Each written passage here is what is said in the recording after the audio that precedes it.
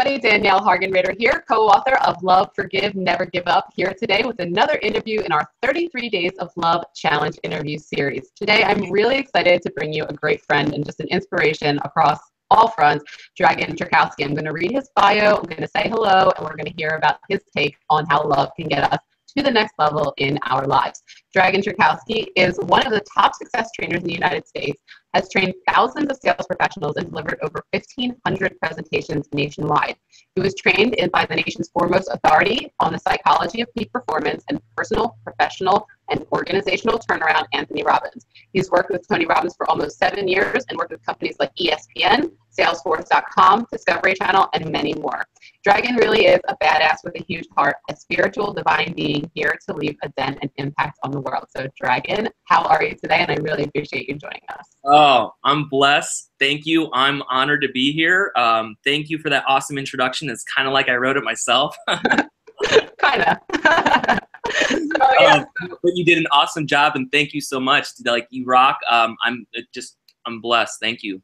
Awesome. Oh, great. And I'm so happy to have you. And one of the main reasons why I wanted to have you is because I know you personally, and I know your attitude. You are always living in a state of love, and you have used that to get you to propel you all through different crazy and amazing and adventurous things in your life. So why don't you just give us a little background on kind of how you have used love and in what different ways. I know offline we were talking about different points, so they were all awesome, and I'd kind of love to hear about your take on it. So kind of just go with the flow, however you feel. Cool. Yeah, I think where I'm at today right now, like in this moment, it's been lots of struggles, challenges, adversities, fun times, exciting times, fearful moments, courageous moments, loving moments, daring moments, and all of this, I think, where I'm at literally like right now in this moment has all been a culmination of really just loving who I am at my core, with my imperfections, with my perfections, with my, characteristics, with my who I am. And along this journey, it's been battles, ups and downs, and broken hearts, and giving my all, and failures, and want to quit, and all that. But really, once again, it's choosing to just love who I am fully without needing anyone or anything else to be the best, most divine version of who I am, to go out there to make an impact, to be an inspiration, to be an example, just to be in that moment of whatever that moment is, whether it's an interaction, a conversation, a happy moment, a sad moment, a challenging moment. That really one of the most ultimate resources in life and business is emotions. And it's not about resources of time or money or technology. And yes, those things play a factor in it, but I think more importantly is the resourcefulness of being emotionally resourceful. And what we like to do is I'm generally speaking, but we like to just look at different perspectives of doubt, challenge, insecurity. It's not going to work out. What happens when I break my heart? Or as opposed to, hey, I can learn something if it doesn't go my way, or I'm going to go after it in a bold, courageous way, and I'm just going to leap, and I'm just going to let the net appear. And those are coming from either love or fear, and faith or fear. And I think really what it comes down to is love is like one of the most ultimate emotions. And I've just done so much work on myself and learned from some of the best. And just, since the age of 18, I started listening to Tony Robbins and Brian Tracy. And ever since then, now it's been, it's been about 13 years. I'm 31 now. I just turned 31 just a few months ago. And, my whole adult life, I've completely immersed myself in this growth and this development. And it all started for, I think, if I'm being honest, a lack of self-love for myself, because I didn't think I was enough. I didn't think I was smart enough. I didn't think I was handsome enough, fast enough, strong enough, whatever enough, based on society standards, based on friends, peers, people that I wanted to be friends with for certain reasons, good, bad, or indifferent, just all these different factors. So long story short, kind of go with the flow. So hopefully that answered your question, and, sprinkled in a couple different things in there. Yeah, no, it totally did. And I think that really the most important takeaway there, and this whole series, different people have been weighing in on all different kinds of love, love in faith and love in intimate love. But to me, and I mean, that's kind of my whole the center of everything I do and I teach and I live in, because of the same reasons where I used to feel the way that you talked about, not feeling like I was enough or feeling like I deserved the effort that goes into creating a healthy life and a healthy body.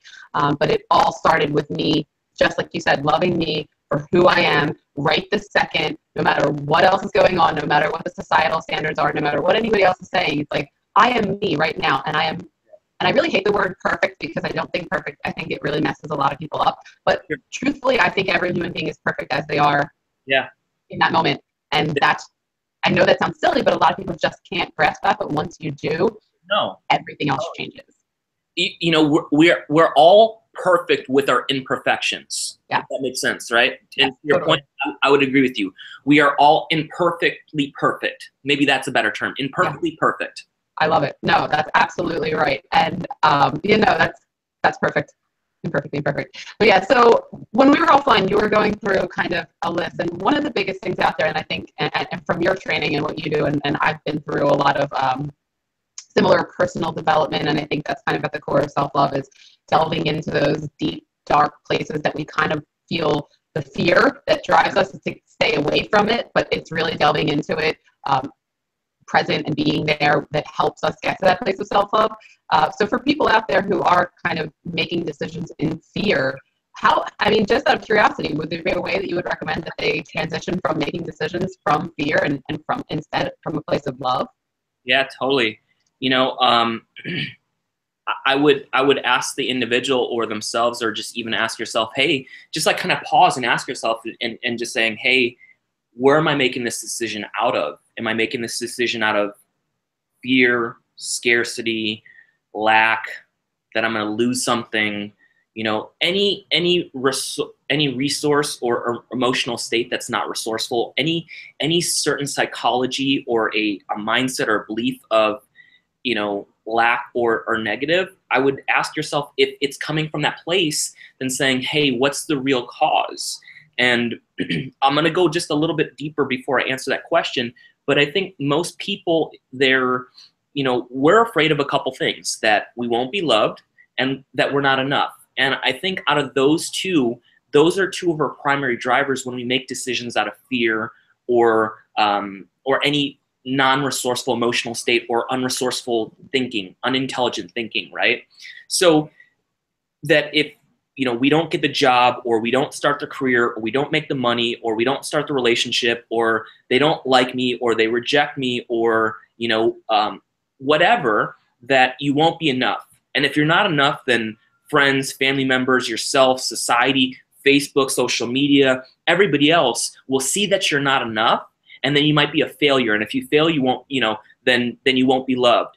And really, at the end of the day, we put on different masks facially, but also like these bubbles that we like to do consciously, but most of the time unconsciously, to protect us from not feeling that we're not enough, or to not feel that we're going to be loved.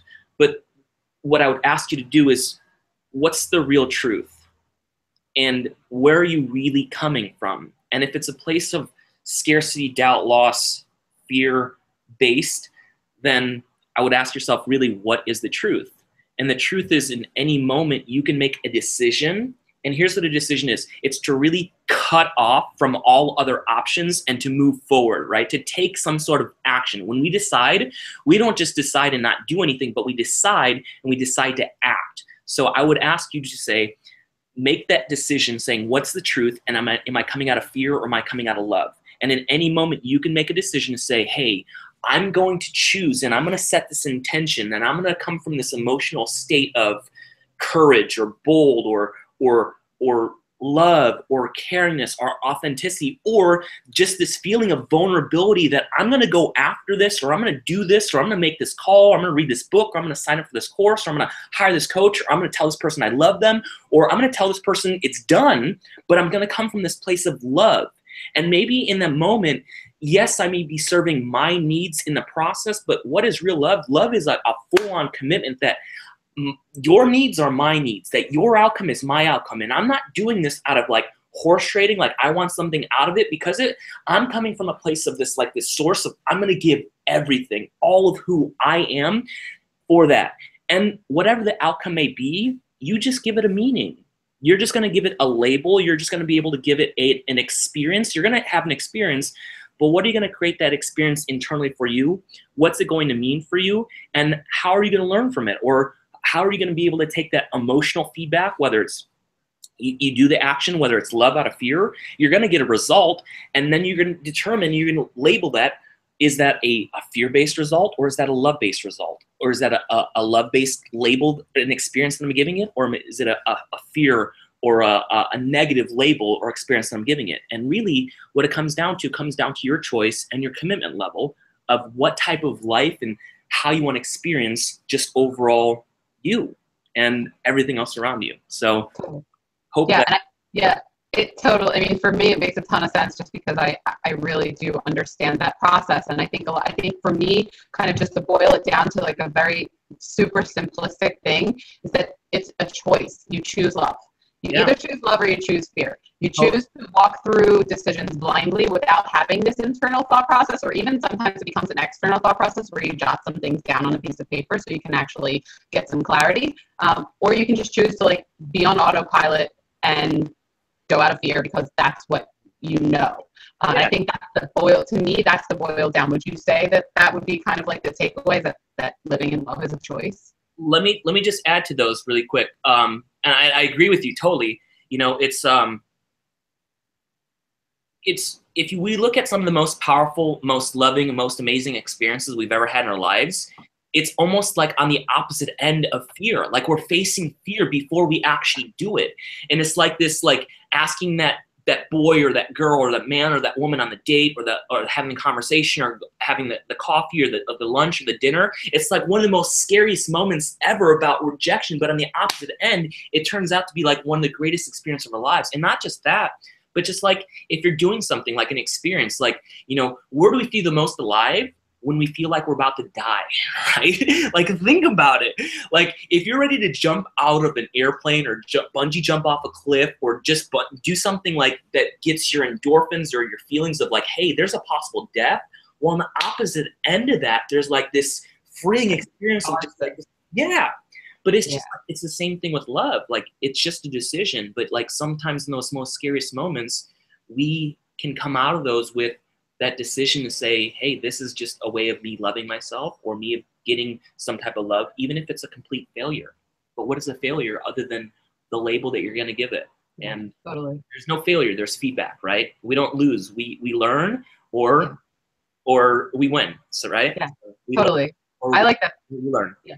There's no failure, there's feedback. That's like I love it. It's perfect. It's everything. It's perfectly imperfect. Like I could honestly sit here and talk to you all day about love. I really could, truthfully, but in the nature of keeping our videos to the time that we've been keeping them to, I'm going to close it out. But before we do, I don't want to cut you off. Is there anything else that you want to add for anybody out there watching? Yeah, you know, I took down a couple. I think, you know, just keep in mind, everybody's doing the best that they can with what they got.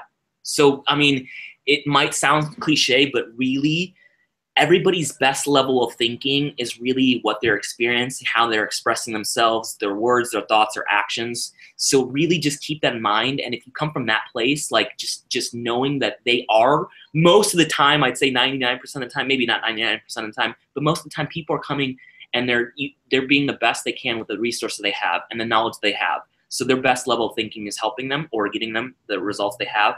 And we all have unconscious rules and ways to be loved and you know, feel that we're appreciated. So really, you know, just know that people are doing the best. But if you really want to have a conversation with someone, just deeply just ask them like, hey, I really want to understand. Let me clarify and verify with you. You know, when I do this, this means this, right? Or, you know, when I say this, I'm really meaning this, and I want you to understand that's what I'm meaning.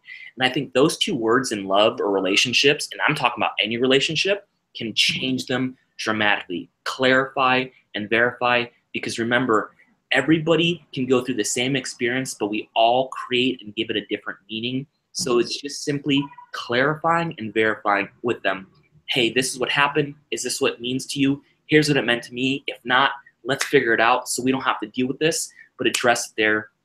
And then another thing from a male's perspective, I think I do a great job of being able to own my masculinity. With a name like Dragan, you have to bring it. Like, there's no question about it. However, I think the dynamic of being able to bring that level of masculinity, but also the femininity of the beauty of love and caringness. And I know you guys feel it just in this little interaction between myself and Danielle, but I think it's just presence and being in that moment. Love is like just being completely present. I get compliments quite often from just when I'm speaking to an individual or I'm just there. You know, just the other day I was doing an interview in Las Vegas for a big organization. It had 16,000 people. I was asked to do the interview, and I heard the feedback, and the feedback was, he's like there, but he's like not there. It's so cool. And I think that by itself is just like, that's what it is. It's like being there even though when you're not there. And that's that presence, and presence is out of love, where you're fully committed to something, someone, and you're giving it all, every bit of ounce, with the intention of saying, I'm here to worship you, I'm here to love you, I'm here to give you the best I can, I'm here to be the best, most highest divine version of who I can, so we can just have this, create these moments together, the best we can experience. So presence is huge in all aspects of life, and then of course of love. So I love this stuff. I'm a big lover. I love people. People love me. Usually they love me. If not, it's the hair. But you know what? It's all good. So other than that, I hope this was awesome, and I hope you guys get some nuggets and some insights. So. Yeah, I was going to say, well, for you, I got nothing but love for you, Dragan. I really don't. I mean, you're just an amazing person. And for everybody out there watching, I really hope you enjoyed this and got some takeaways on love and how you can integrate that more into your life. And we are doing this interview series as part of a book project. So if you guys want to learn more about why we're writing about love and all of the great things out of life, you can go to loveforgivenevergiveup.com and check it out. And we will see you on the next interview. Thanks a lot. Bye, guys.